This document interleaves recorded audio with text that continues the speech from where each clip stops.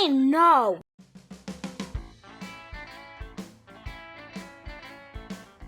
Okay. Welcome back to the From the Fabricator podcast. I'm your host, Max Perlstein. Thank you so much for joining us. This is the July 2022 edition, and it's a good one. I'll get to the guests in a moment. This podcast is brought to you by Glass Build America. That is coming up October. Registration is now open. So go to glassbuild.com.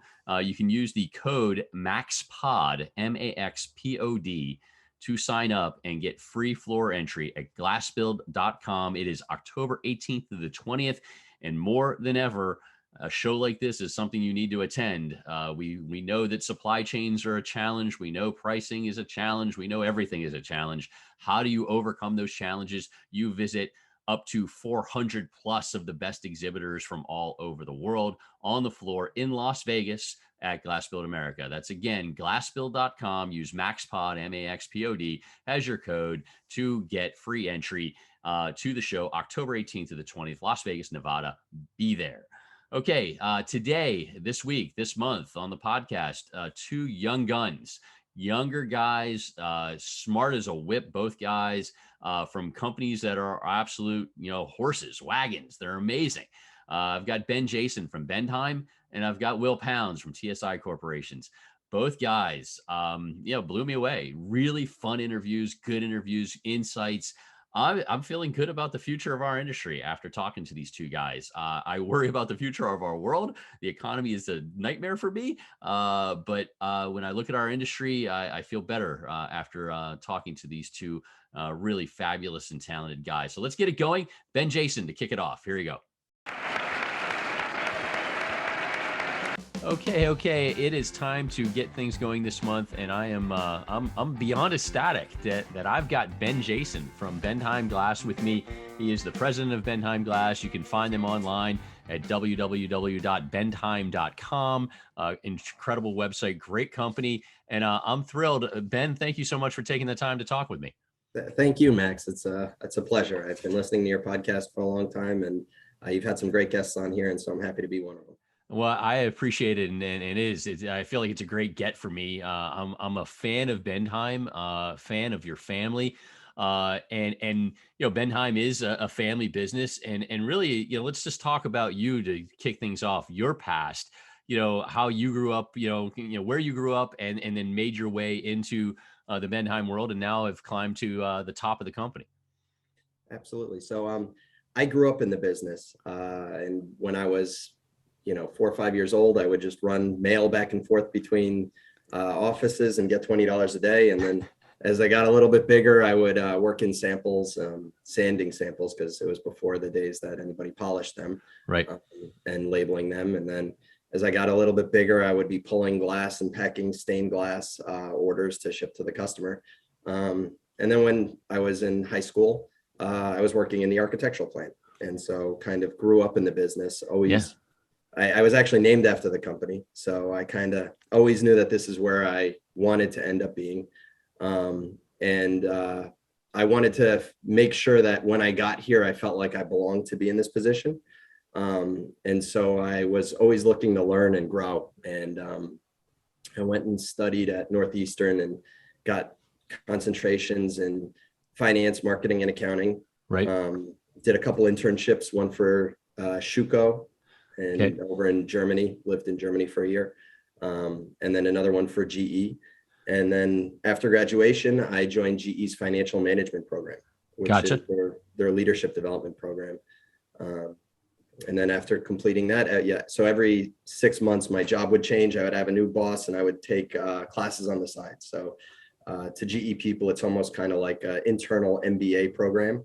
Right. And then when I finished that program, I took a role at GE and worked with GE Water while they were preparing to divest the company. So it's a really fascinating time to be with them because there were a lot of changes going on, very fast-paced environment, and I learned a lot there.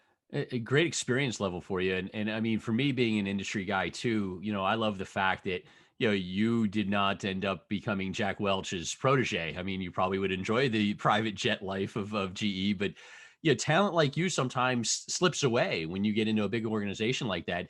did you always still feel the pull of Bentheim to come back to Bentheim, while you're at GE, or did you see yourself of, wow, I'm climbing the GE ladder here? No, I loved it. I love the industry. My mom is a stained glass artist. And so just growing up, I always knew that this was going to end up being my home. And so this was always the plan. And I didn't want to come back until I felt like I had enough to add to where I could really, bring something from, something new to the company. And I didn't want to step into this role until I felt like I was ready and prepared and capable of, helping us take that next step.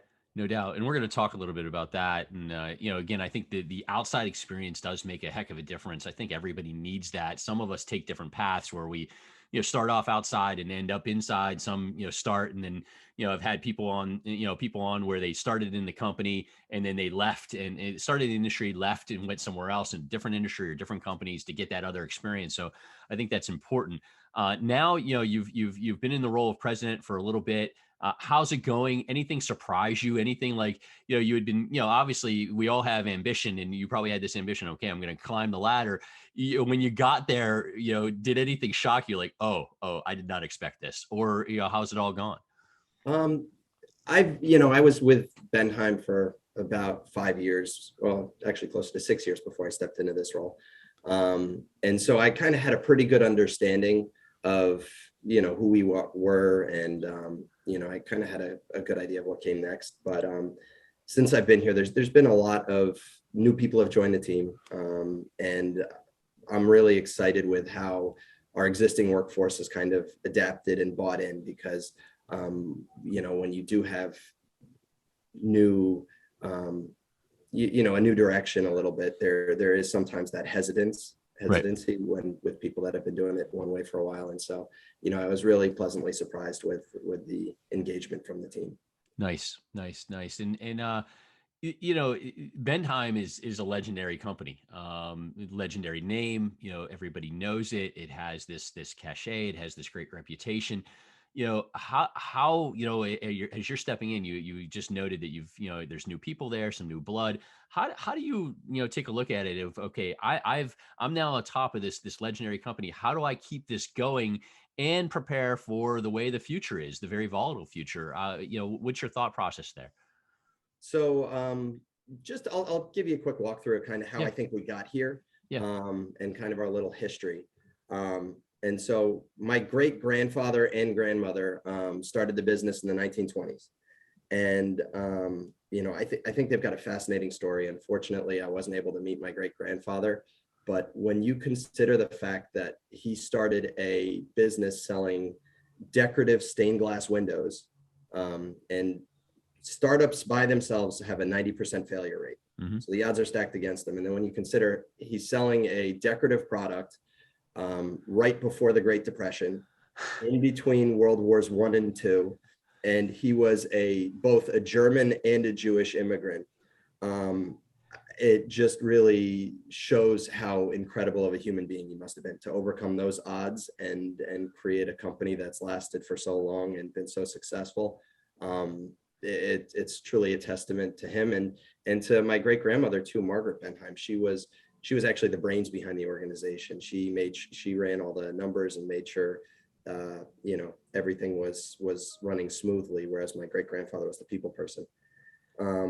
And so they did that, and then my grandfather stepped in, and he has a really interesting history also, which I won't get into, but he fled Nazi Germany and ended up joining the U.S. Army to fight as a translator. But he provided a really strong stabilizing presence over many, many years.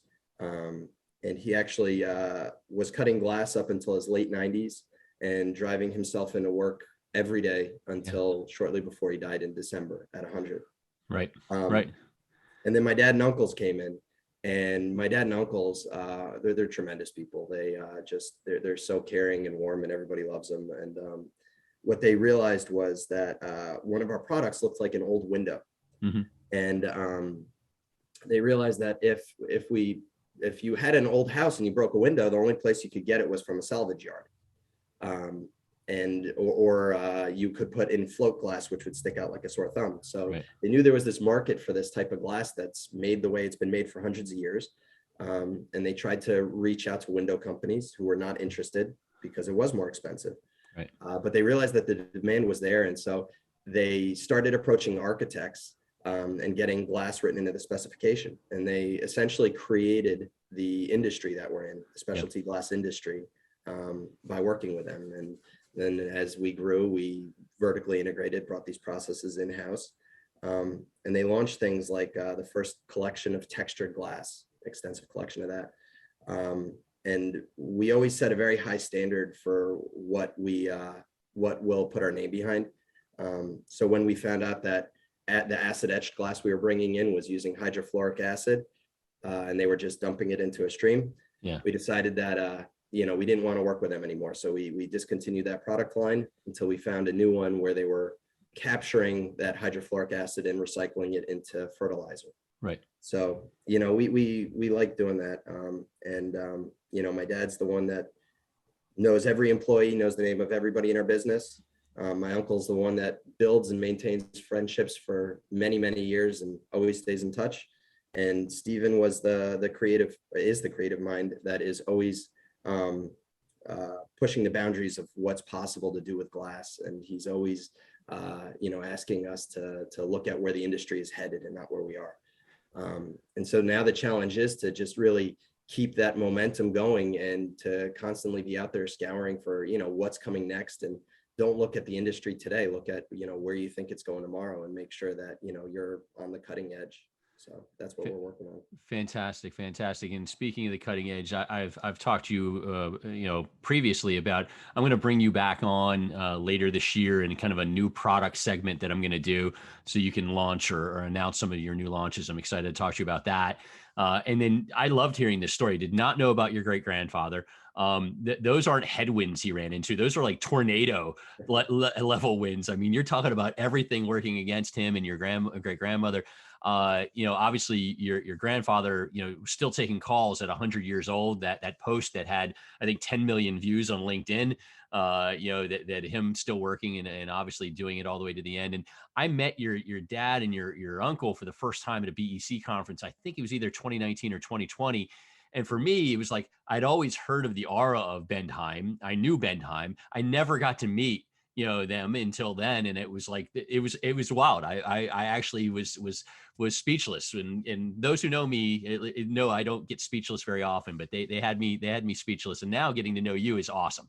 This is such a thrill. So I love the background, and I'm excited about the future. I'm excited to have you back on to talk about those products too. Yeah. So let's move to projects. And I asked you to throw me a project. And those of you who are going to watch this on YouTube, I'm going to post the pictures. KCI Airport. You guys are doing the new garage over there. Stunning pictures. I am going to post them here momentarily, or as folks are watching this. But a beautiful project. Talk to me about the process of going through this. I mean, this is not.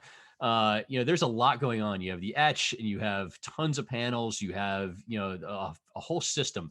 Give me the rundown on what people are going to see here. Absolutely. So we worked with BNIM to design this project, and we were in the very early stages, and we provided all the, the engineering and the design work, and then we supplied the product as well. The glazing contractor was AGP, and JE Dunn was the AGP was the glazier, and JE Dunn was the general contractor on the project. And this system is our rain screen system, and pretty much every one of the rain screen projects we have, we've modified the system slightly to just make it, tailor it to the application. And with this project, we embedded our rain screen system directly into the concrete, which saved a bunch of cost on the steel. And there's a lot of flexibility in the system. It can adjust 3 inches up, down, left, right, in and out. So the glazier is able to actually purchase the glass before the metal's even on site. There's no field measurements needed. Nice. And the system we have is designed by our engineering department. Actually, our head engineer has a background as a glazier. And so whenever we're designing systems, we're always thinking about the ease of install and trying to really make it easy on the back end. And so with this project, the glazier actually quoted an installation rate of about 12 panels a day. and they ended up getting about 20 a day done. It's fantastic. So, we're always looking how to save time. Huge to have your engineer having a glazing background. That does not happen very often. That obviously makes a difference, and I'm sure your customers appreciate that. That's wonderful. And this is a beautiful project. Kudos to you. It'll finish up here in the fall in September, and National Glass Association Sarah Neiswanger flies out of that airport all the time. I'll make sure she gets us some fresh pictures after it's all done and all installed. So congrats Much to you. appreciated. Absolutely. Congrats. So a fun one. I always like to mix up some of the business with some fun stuff. And I'm a big sports fan, and I love always talking to folks from New York about sports because there's always that choice. And I'm always very curious on the choice. You kind of know where I'm going on this. So first choice, or did you grow up as a Met fan or a Yankee fan? So I did grow up as a Yankee fan. Okay. And the thing that I love about it is I have a lot of pride about New York City. I was born and raised here. Benheim was founded in Manhattan. And it's really just such a key part of who I am. And, I have a lot of pride when I'm traveling abroad and I see everybody with a New York Yankees hat. I just, that makes me happy knowing that everybody's repping my hometown. I love it. And as I wrote to you, my assumption was you were a Yankee fan because Benheim is like the Yankees of the glass industry.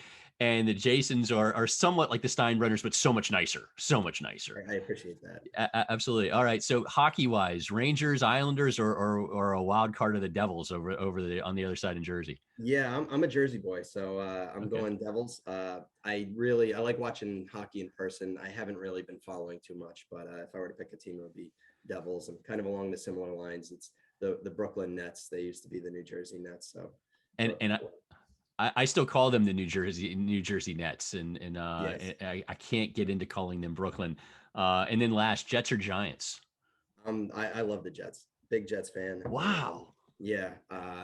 Lovable losers, and it's an exciting time to be a Jets fan because it finally feels like the trajectory is right. They've got the right team there that really understands that you can't build an organization overnight, and you need to do it the right way with the right core. And they're really focusing on culture first. And I feel like there's a lot of overlap between, what they're doing and what we're doing at Benheim. Absolutely. Good coach. And that it all starts at the top when you have somebody who gets it. So yeah, no doubt. And I'm just surprised because normally when you're a Yankee fan, you're a Giant fan. It's that old school sort of thing. So I like the mix that you have here. This is very cool.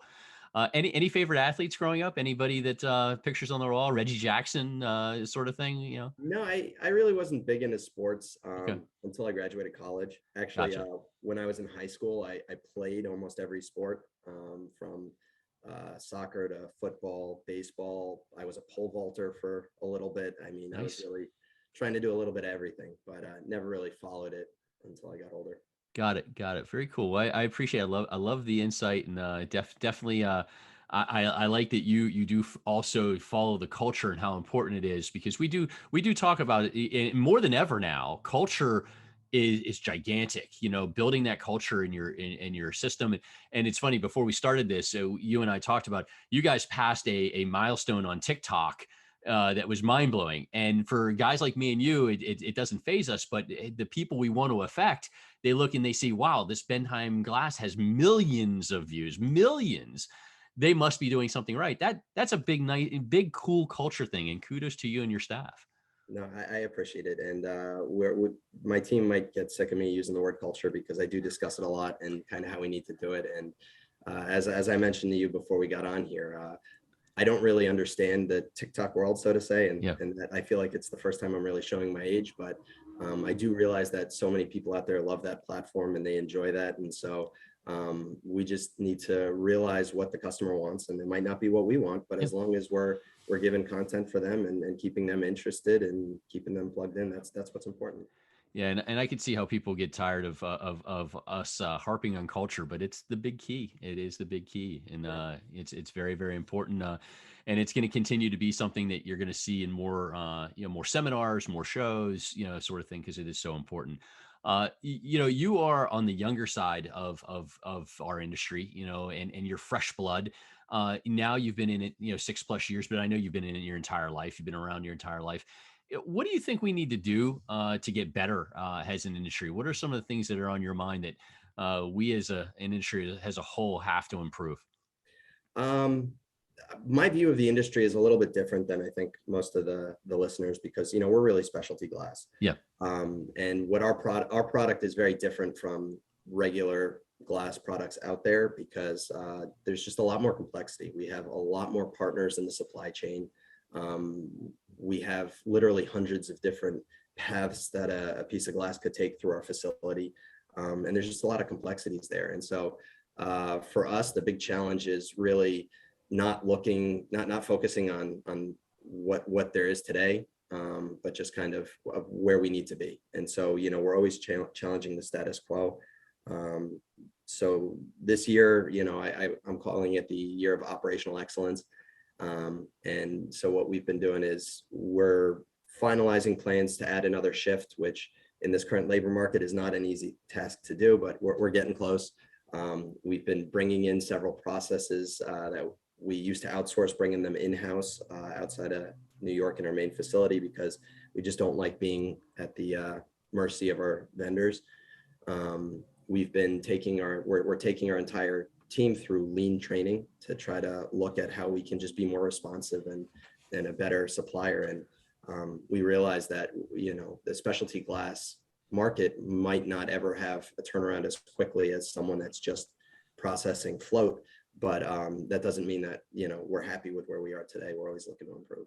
I like it. I like it. And I like challenge the status quo. I think that's important, because we do get into a mode of that's the way we've always done it. And I was lucky enough that I work with my brother, who always challenged the status quo. Like when he got into the business, tempering was, you were waiting 2 to 3 weeks because that's the way you always did it. That's the way it was always done. And he was like, why do we have to wait? And he immediately changed it. And, we were doing tempered in 24 hours. And, he was a visionary that way, challenging the status quo. I like that you have that same approach now. 2022, you have to be, moving and evolving. Nice work. And I thank you. I appreciate that. I think you also really have to make sure you find the balance between building the team with industry expertise and knowledge, and also bringing in outside voices, because a lot of times people that are coming in without any glass background are sometimes the ones that ask the questions that, why does it take 2 to 3 weeks to get tempered glass when, right, other industries would crank that process out in 2 to 3 days. And so, you kind of need to find that balance. I like it. So a couple more questions before I let you go. Again, I'm with Ben Jayson, president of Bendheim Glass. You can find them online, bendheim.com. Check out that website and learn a little bit more. 2022, this year, how's it gone for you guys so far? And what are you looking at for 2023? I know this, it's been a tumultuous time in our world, but how's everything going for you guys, and what's the future looking like?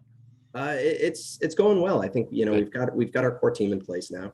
And we're kind of, we're working on, as I mentioned, improving operations, just constantly being as good as we can. And there's a lot of exciting opportunities that we're working on. And 2023, we're hoping, is the year that we're really looking to expand the specialty glass industry. We think Nice. that we're going to start going into certain areas where you currently don't see much specialty glass. And start really trying to grow that sector. Good. I like it.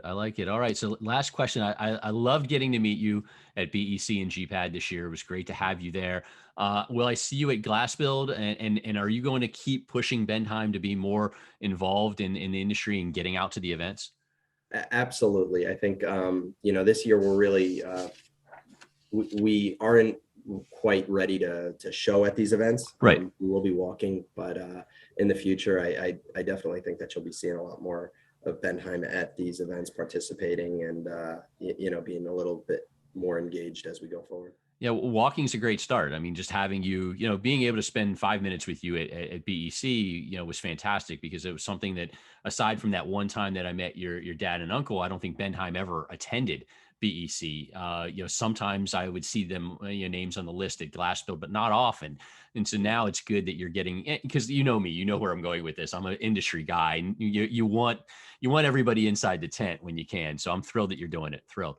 Yes, no, we're excited to be there. And, I was blown away when I was at BEC. the presentations that were there and just kind of see what technology is right on the horizon and see where this industry is about to go. It's really exciting and energizing for, not for the entire team. And it's great getting to meet our customers and see so many people in one place. And so those are really, really great events, and we're excited to continue going on. Awesome. Well, the energy there was great, and it was great to meet you. Thank you for taking the time today. This was good to get to know you a little bit, and I will have you back on so we could talk about the new innovations that are coming down the pike for Bentheim. And I can't wait, because you've teased me to say that these things are really exciting. So you know me, I'm a glass geek. I can't wait. So that'll be in the next few months. But thank you for taking the time today. I really appreciate it. Thank you, Max. It was a pleasure. All right. Thank you. Okay. For my other interview this month, this is a cool one for me on a bunch of different levels. First and foremost, I've got Will Pounds with me, Executive Vice President at TSI Corporations. You can find them online at tsicorporations.com. The excitement I have, Will, is one, I just met you for the first time, basically 5 minutes ago. We talked via email, but I've never met you in person. So that's cool. So this is a blank slate. I love TSI. I love what Thomas and you and the team have going on there. So I can't wait to hear about all of this. So I'm really, really pumped. Thank you so much for doing the show. Thank you. I'm glad I can be your other interview. Yeah, there you go. So two of you this month. I got Jayson from Bentheim that just was on, and now you. So two great companies, two great people, and I'm thrilled. So let's talk about you, since I don't know you at all. I'm curious. Where'd you grow up? Where'd you go to school? And then how did you get into this wild and wacky glazing business? So I'll start with, I've kind of been in the trades my whole life. Okay. I grew up in the Midwest. My father owned and owns a roofing contracting company in the St. Louis area, and my stepfather owned a masonry contracting business in the St. Louis area. So I like to say I was kind of doomed to the start. Yes. I was in some of the hottest and toughest conditions. Conditions, when I was 12. So so started in that stuff, grew up around, kind of the family owned business piece, very small businesses. But grew up around that and got to see kind of how that works, goods and bads, and stuff like that. But that was me growing up. But as I came out of high school, actually, a very good friend of mine, his father was starting a drafting company. Okay. And I had interest on the engineering side of things at the time, and still do. And he gave me a chance. He was just starting his business in Gerald, Missouri. Okay. And was able to, I believe, pull a few clients from where he had left, and starting off in a good place. But it was me and him. And I opened AutoCAD for the first time in his spare bedroom. And gotcha. And I really, really owe a lot. Tim Weber is his name. He is up in Long Island now with above all storefronts, actually. But anyway, owe a lot to him. Taught me a lot and brought me under his wing on the drafting side. Gotcha. And ended up working with him for just shy of 2 years, doing shop drawings for guys like Miller Clapperton, Kistler McDougall, TSI at that time. That's where I first got introduced to the TSI group. This was probably 07, 08. Okay. From there, went back into the masonry side, became a union labor, spent 2 years doing that again. Okay. Got right to that journeyman level when I ended up making a move again. So Tim, ran his drafting business throughout that time. I continued to work with him a little bit on the side, Okay. And he ended up closing his business and going to work for TSI. Okay. So making the connection there. So when he made that move, he called me and he needed help, and I kind of saw it as an opportunity to spread my wings a little bit, geographically, personally, and made that move and came to work for TSI. June 2011. Okay. I think it was. Okay. And since then, just they've given me a lot of opportunity, for sure. Came in as a drafter, Spent a couple years in that role. Moved into that project management piece, I like uh, it. or APM into project management, and then back kind of into the engineering department as Tim had moved on, and I ran our engineering department for about 5 years. So Nice. got a lot of experience on that side. That's where I really began to get exposed to, unitized curtain wall really heavily, and the glazing side of what we do. I spent my first early years really heavy on the aluminum panel side and things like that. So that engineering manager role got me really exposed to the glazing side of things, and also Absolutely. to the management side of things. Right. Absolutely. And I find it interesting. You have such a wide range of experience, especially, growing up in the roofing side, which that is a tough business, especially in the heat of the Midwest, Missouri. That is not a Yeah. fun gig to be in. But sometimes we know glazers, it's not fun to be in the elements Right. as well. But you had that experience, you get the drafting, the engineering, and you really, it seems like you touched almost every piece of the business along the way. That's pretty cool. Yeah, it's been fun for sure. We and since then I've moved into basically a project executive role with a couple of my counterparts here at TSI, and then most recently stepped into a executive vice president role for us. Very nice. And like I said, can't be more appreciative, can't be more excited about the group that I've stepped into that role with, and we all have similar stories, which is kind of interesting. Very very diverse, and very kind of deep from the experience side.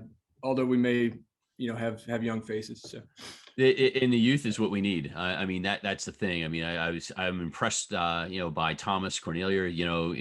He's young on the younger side, and you are on the younger side. We need this youth badly in our business. Need that energy.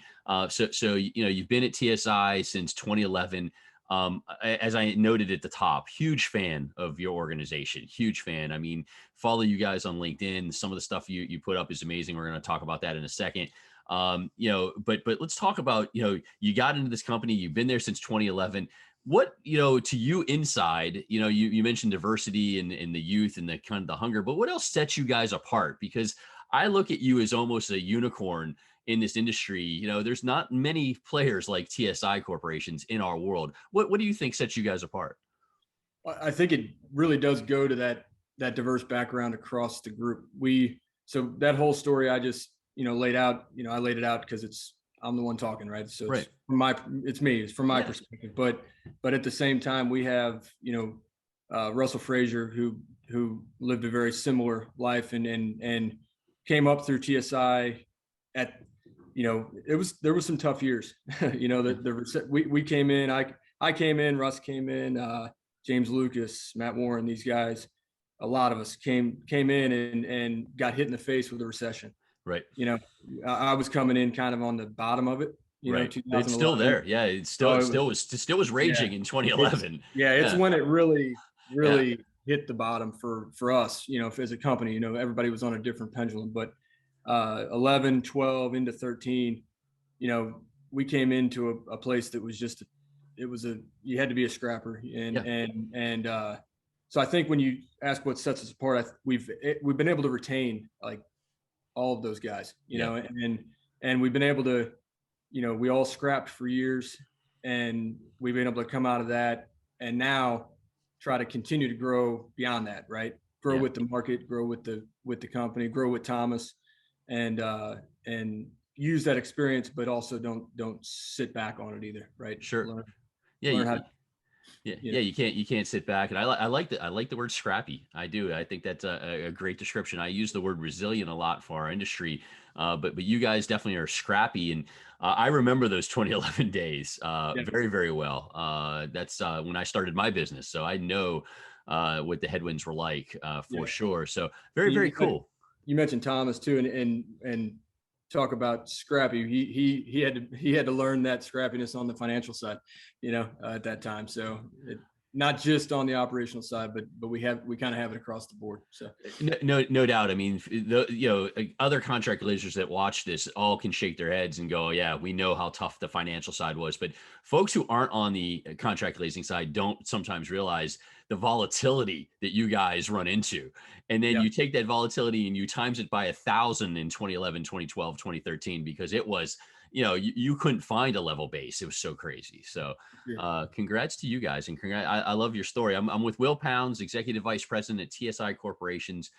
We can find them. You can find them online, tsicorporations.com. Check out their website. It's fantastic. And speaking of the website, and you'll see some projects on there. I wanted to talk to you about some projects. I love kind of those deep dives, and a couple of the things that I asked you about was you had a group of projects with Ramada, and then a new one coming down, Ruston Row. Can we talk a little bit about that and why they're special for you guys? Yeah. So what we've worked on really, really hard over the last couple of years with the move of myself into this role and Brandon Duvall and Russell Frazier in their roles alongside me and Thomas, we've worked on understanding what we are good at and what we are not good at. That's good. That can be a humbling experience because you find out there's some things you really suck at, and so for us going through that process, looking at it from a talent standpoint, from a resource allocation standpoint, but then also just from the financial performance perspective, what are we good at? What are we not so good at? And where do we need to focus our efforts? And the projects that you rattled off there, WMATA New Carrollton, WMATA DC, and this new project with Davis Construction, Ruston Row, are projects that fit, really, really fit the mold that we're trying to stay in. And obviously, you go where you need to go, and we're confident enough to go outside of we're not looking for a very narrow lane, but those are just projects that we've been able to, we identified what we thought we were good at, right? And then we went through those two WMATA projects and they didn't prove us wrong. We executed them, really well. Nothing's perfect, right? But we executed them really well.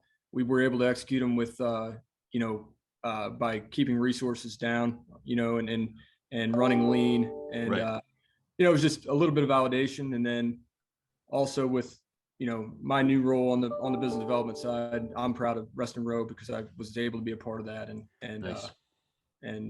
bring that one in for us. So. Yeah, you guys have been on fire, and I'm excited to see, Ruston Rowe's just getting going. You just got that job, and I'll be excited to see that. And then obviously the Ramadas have been real positive for you. So congrats on all of that. Congratulations. Yep. Keep that up. So a fun one. I like to mix up these interviews with some fun things. And so your fun question is, what is the go-to food or drink for you? What is Will Pounds when the times are tough and you need something to eat or drink? What are you grabbing? Well, so you wouldn't. So I just gave you that big spiel on being from the Midwest. I didn't mention I grew up on a farm. Okay. I definitely, I'm Midwest, right? Yes. But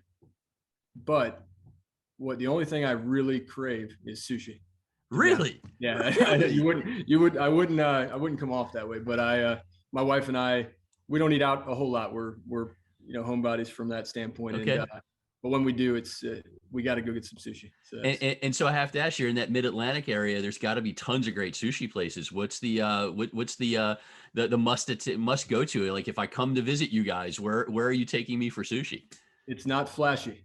Okay, that's usually the best though, is when they're not flashy. It happens to be in a strip mall. Okay, and low key, but some good stuff. What the hell's their name? I can't remember the name. That's how important it is. Hey, no, that's fine. You know how to get there. So very, yeah. very cool. I would not have guessed that. That's great. We could settle for like a little bit lower grade and be on the water though. I might take you there. Okay. Well, I it's funny because if you would have, again, I'm just getting to know you, and if you would have said, "Hey, guess what my go-to is," and when you set it up saying Midwest, I literally thought you were going to say milk, like a big good cold glass of milk, because I grew up on a farm. I mean, or a big old piece of steak. The sushi thing has thrown me for a heck of a loop. I thought it might when I was thinking about it. So. Yeah. So how about yours? Give me yours. What do you got? Me, the drink is Diet Dr. Pepper. That's the thing that I'm not a drinker, but pop wise, it's Diet Dr. Pepper. And then I am, and it's been a battle with trying to keep the weight off, is pizza. I can eat pizza, any type of pizza, whether it's, traditional, gluten-free, you name it. I like it. And so pizza is my go-to. I'm pretty simple like that. Pizza's hard to beat. I'll give you that. Yeah. So I get to a new city and try the pizza. And I was just in Chicago for the AIA conference. And I have to admit, I did not like the Chicago style pizza that we had. I didn't like it. It wasn't bad, but it wasn't what I thought it would be. Yeah. It was very built up. So that's me, but I love yours. That's very cool. Very cool. I like that. Moving back to the business side, any new product innovations that have caught your eye? I'm sure that at TSI, you guys probably get called on by everybody who invents anything, because you're in such a high profile. But any new product innovations that have caught your eye? There's a few. I would say one that really caught my eye was this vacuum insulated glass. Yeah. I feel like that's a no-brainer. There's not a lot of, you can see how there's some, parabolic curve maybe to the cost of it, but there, from a raw material standpoint, there's not much there. So you'd think the cost would come into play, Right. Come into line. And when it does, you're talking about, I don't know, R14. Yeah. Versus like R4. Yeah. Big. Yeah. I mean, it's monumental, and with, one of the bigger forces in our industry being energy efficiency. Yeah. For the next, years to come, it has to have a place, so that's one for me that caught my eye. I saw at NGA this year, a clear vision glass that actually captures solar energy. Yep. I haven't got to really dig into that one, but it just makes sense. So that I thought that was interesting. Yeah. That's the transparent PV is huge. Folks like Ubiquitous Energy are heavy into that, and it's exciting. And then back on your VIG, VacuumX from Vitro is the kind of, in my opinion, the leader in that space, and exciting stuff too. Keep going though, if you have more, please. Yeah, two more for me. We are kind of interested in some of the robotics coming into the industry. Tom's has kind of been heading that off, and I wish I could remember the guy's name because he's a cool guy, and I'd like to plug him. If you think of it between now and when I post this, let me know. Yes, I will. Yep. And then for us, a really interesting one, so those are things that change what we already do. Right. For me, we've been really focusing on large format wall. Okay. And for large format wall, it doesn't only change what we do, it also changes how much of it we do. So, yes. It's not just changing the glass makeup in a curtain wall system. It's actually potentially giving us an opportunity to capture more scope on a project, and giving us an opportunity to do that while also, improving schedule, improving quality, and all that good stuff. So large format is something that we're really focusing on. There's a couple different versions of what that looks like, but we're working through, where it fits in the market from a cost standpoint, and all that good stuff. So that's one that really interests us for sure. Nice. I'm excited. That's a good one. I like that. I like where you're going with that. And again, that's what sets you guys apart is, just, the products that you mentioned, but B, now getting into that, deeper and deeper into large format wall is smart, and, nice move by you. Let's a couple more questions. I know you're swamped, and so I appreciate your time. The good and the bad of our world. What has you concerned, and what has you excited going forward here in 2022 and 2023? So I'll go with excited first. Yeah, sure. I've been accused of being an optimist. The excited for me is one big one would be that seems to be a newfound interest in the trades. Yeah. Up and down, demographics and everything. It just seems like, with the direction that things have gone with college tuition costs and things like that, there's a new interest in the trades, and with the safety, that we can capture today.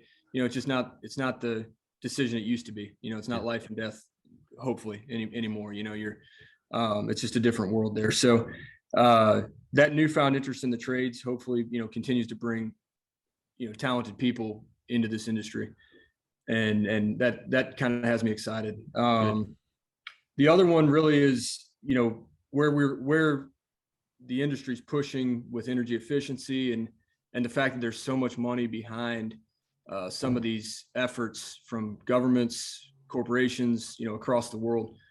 our industry stands to be a major beneficiary of all that, so that, that has to excite you. The good thing about that is that it may have some protections from the thing that scares me, which is where we're headed from an economic standpoint.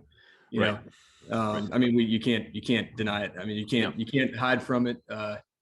Money's getting more expensive, and then if you can get it, it's getting more expensive to buy things with it. So that can't continue to happen, I don't think. So how that comes back around, we don't, who could ever know, but you can't not see it. So yeah, and you're right. The energy aspect could be a nice hedge against that, because we still have to be moving forward. And it's funny, you mentioned products earlier that are huge players in that world, and then just other things that are out in our marketplace already. And you're the sort of company that welcomes the sort of codes like New York Local Law 97 and some of the more stringent codes, because you're not afraid of the sophistication that is needed. You guys actually probably welcome it. We do, yeah. And so I think that's a plus. So yeah, I mean, I think the big elephant in the room for sure is the recession that's looming on the doorstep, and and the frustration that goes with it. But good companies, and especially, it's interesting bringing it all kind of back around, because you and that core were all involved, whether it was in the middle or the tail end of the last recession. I think you guys all remember that experience so well, and what you have to do this time. Your eyes are wide open, and so I think that's a plus for sure. You got one more positive for me. So you just touched on actually, how these different codes and how this, how the industry can grow to meet with us, and for us, we see that really happening in some of these, what we would call kind of emerging markets in our general geographic area. We're looking, really heavily into the Richmond market at this point, really heavy into the Raleigh, Durham, and even into the Charlotte market. And for us, Russell Frazier, who I mentioned earlier, he actually has relocated into the Richmond market.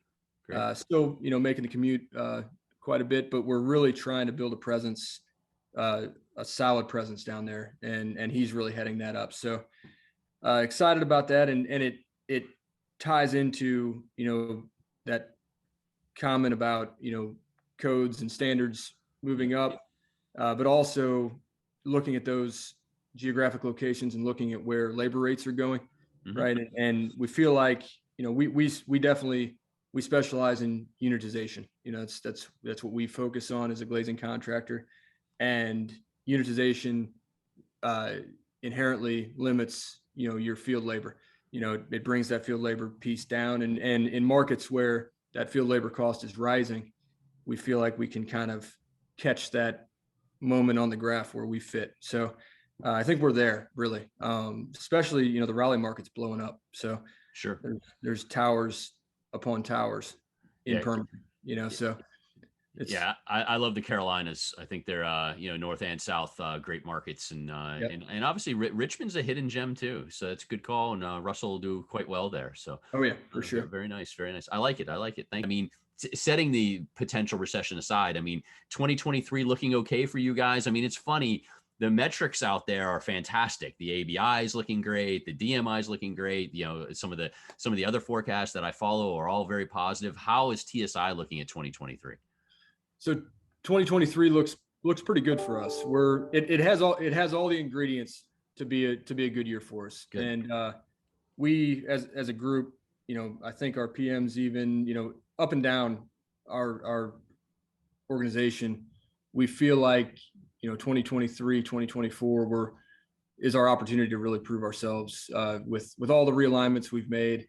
So it's all hands on deck at this point. And but the work's there for us.